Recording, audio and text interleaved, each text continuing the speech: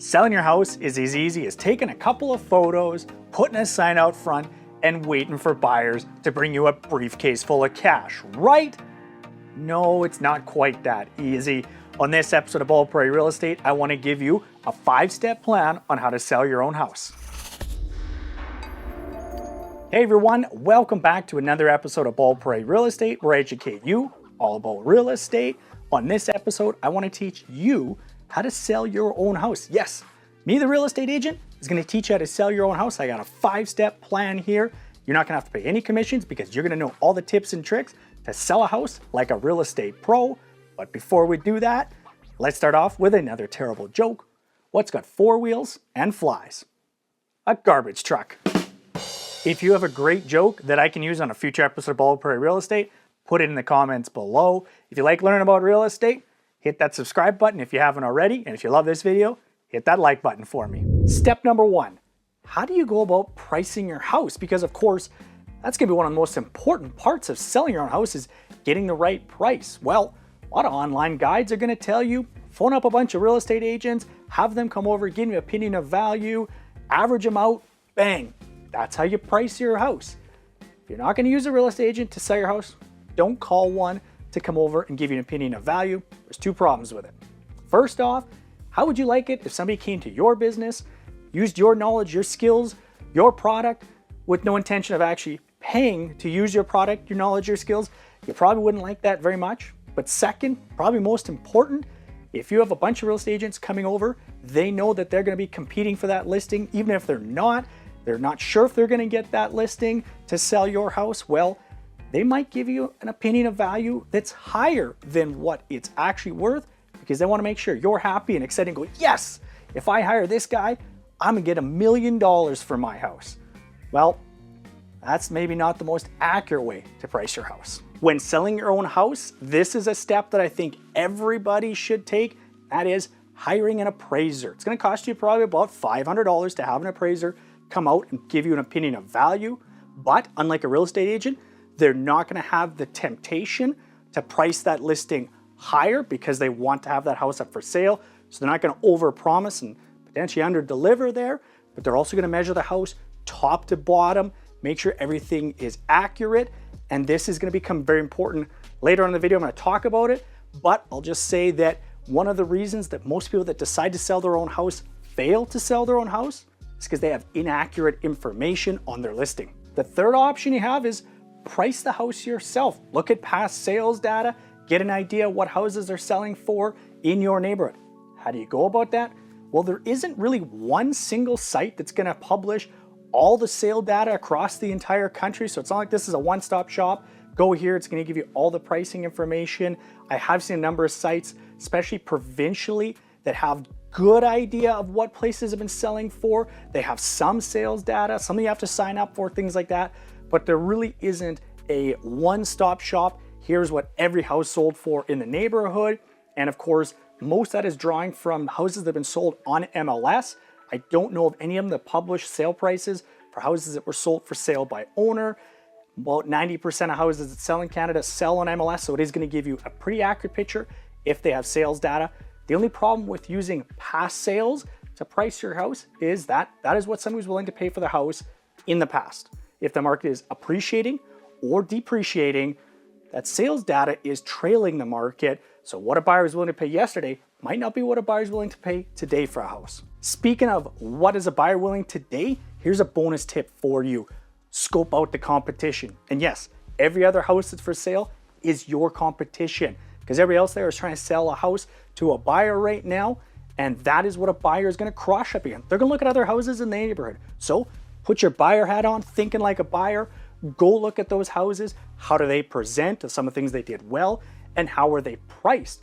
Pricing your house the highest in the neighborhood might not help get you sold. In fact, it might sell the neighbor's house because that house looks like a better buy to a buyer. So just scope out the competition. That's your bonus tip. Now we're on to step number 2 here. Let's talk about renovations and repairs. We'll start off with renovations.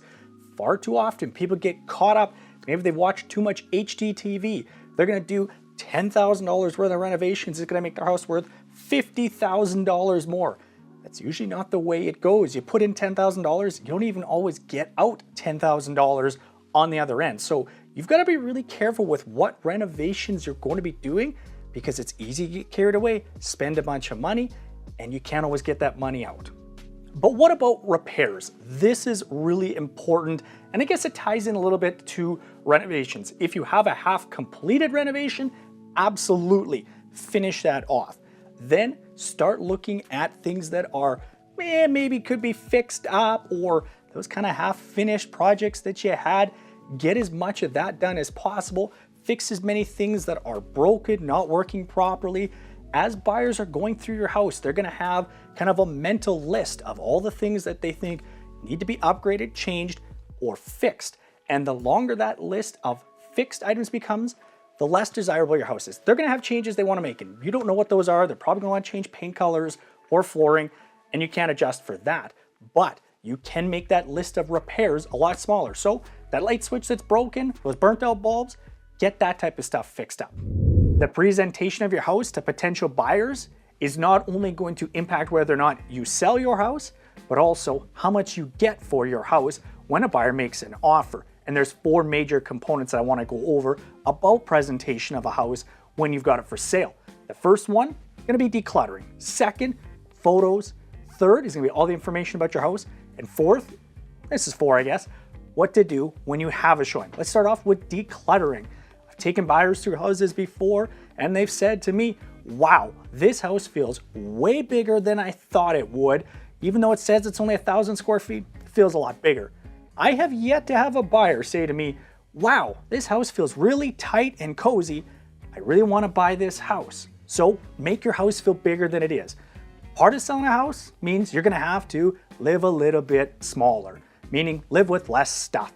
So anything you don't use on a regular basis, put it away. If you have to put stuff in storage, do so. Make those rooms feel as big as possible, especially living rooms, kitchen, bedrooms, those things. Big furniture, when people have to kind of walk around something just to see the room, doesn't help make it feel bigger, doesn't help sell your house. Next, let's talk about photos. First off, if you have family photos up, take them down. I know you want to have all those great family memories, but as humans, we're very social creatures. When we see photos, we're immediately drawn to them. And now what's happening when buyers see photos on the wall, they start thinking about you. Do they know you? Do they know your family? And now they're not thinking of themselves living in that house. They've lost that buying focus. So take down personal photos. Speaking of photos, hire a professional photographer. Yes, I know the new iPhone takes fantastic photos, but a professional photographer, one with experience shooting houses, is gonna make your house look way better than anything you can do on that cell phone. And don't take photos in portrait mode like this. Looks terrible. Have a photographer that's got experience shooting the angles that you need to shoot in a house so that it looks better. If you've got a photographer that's got experience with drones or has done drone photography before, that's even better. It's gonna help show your house in a different aspect. Maybe you have something unique like solar panels on your roof, or you're really close to the park. Maybe you back onto a park. That drone photography is gonna make that look way more impressive. So hire a professional photographer.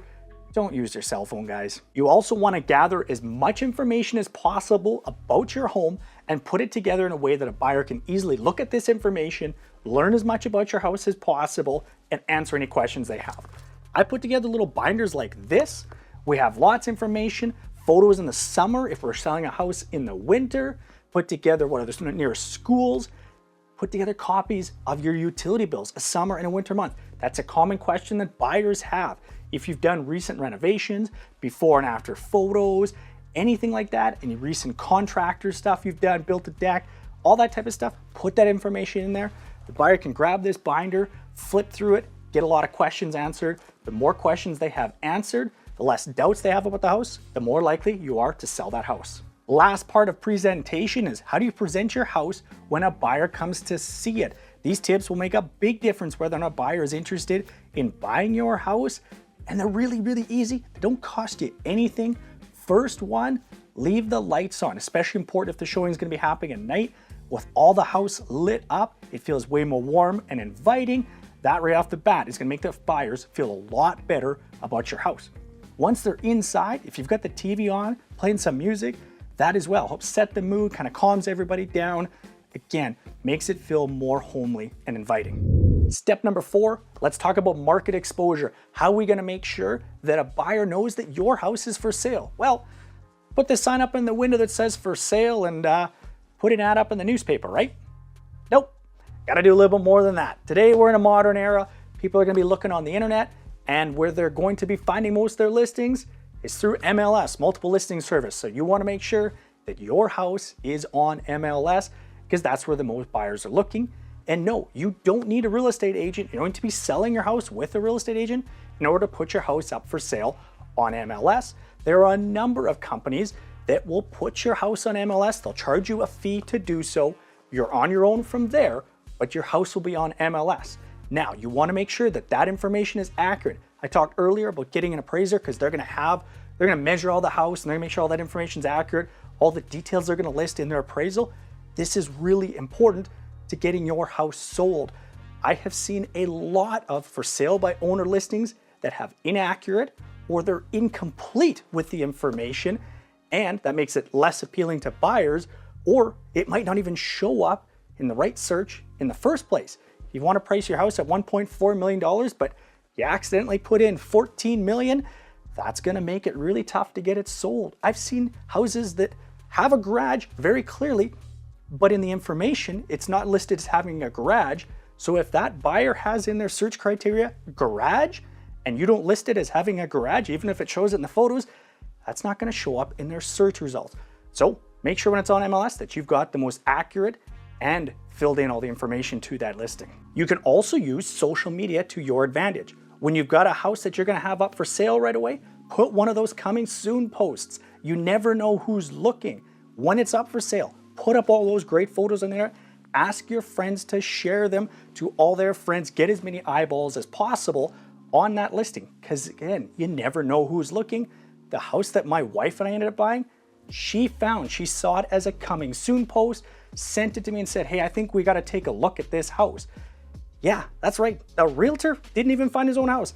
His wife did. So put it up on social media. You never know who's going to be looking for that house or who's going to share it to the right person. Step number 5 is, what do you do when you have a showing? Well, the first thing you have to do is get that showing. Be available and return phone calls. I've had times before where I'm trying to book a showing with a for sale by owner listing and I can't get a hold of them, or they take a day to get back to me. We might have already shown houses by then, or we've set up the showings that we're looking to do. So you have to be available, because if a buyer or a buyer's agent can't get a hold of you, it's gonna be tough for them to show that house. And if they can't show the house, it's gonna be tough for them to want to buy it. Then what do you do when you actually have somebody at your front door wanting to see the house? Well, this is where less is often more. So if it is somebody that is on their own, they don't have a buyer's agent, walk them through the house, talk about the important details of the house, but for the most part, let them be. You could even give them the details on the front doorstep, or when they phoned you originally, the quick information about the house. Let them walk through it on their own. Let them envision themselves living in that house. Sometimes for a buyer, it can be a little bit uncomfortable having the seller sitting over their shoulder talking about all the time, and they struggle to get that vision in their head of where they would put their stuff and raising their kids, whose bedroom would be whose, that type of stuff. So less is sometimes more in this situation. And if they are coming with a buyer's agent, leave them be. Let the buyer's agent conduct a showing. Tell the buyer's agent everything they need to know about that house. But like I said, less is sometimes more. I was showing a house where I knew the house was absolutely perfect for these buyers, except for one important thing. They didn't want to do a lot of yard work, and this house had the biggest yard in the neighborhood. But I convinced them this is one they got to go take a look at. As we're going through the house, they fall in love with it. They go, you know what? I think this is the one. They were strongly considering writing an offer. As we walked out the front door, the seller starts going on about how they spent all weekend doing yard work and they were so exhausted. That turned off these buyers, and they actually elected not to write an offer. I think if the buyer wouldn't have been there, or sorry, the seller wouldn't have been there at the front doorstep and said that, these guys probably would have written an offer on that house. There you go. That's my 5-step plan on how to sell your own house. You're probably wondering now, what's going on in the real estate market? Don't worry, I got you covered right here. My most recent Canadian real estate market update. I got 11 major cities that we're covering, talking about what's going on in their real estate markets. And right here, that's what the YouTube algorithm says you need to watch next on Prairie Real Estate. As always, guys, thanks very much for watching.